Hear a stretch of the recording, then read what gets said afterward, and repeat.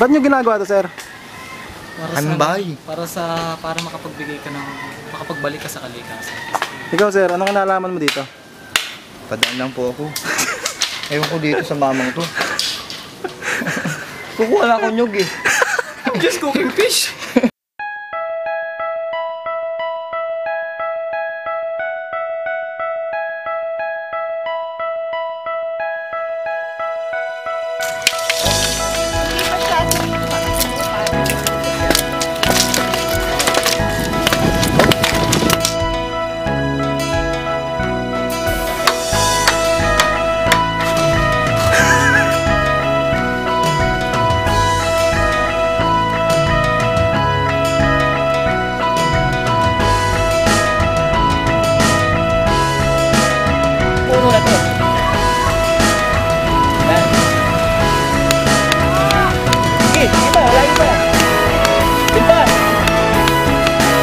Ng mga puno sa kalikasan.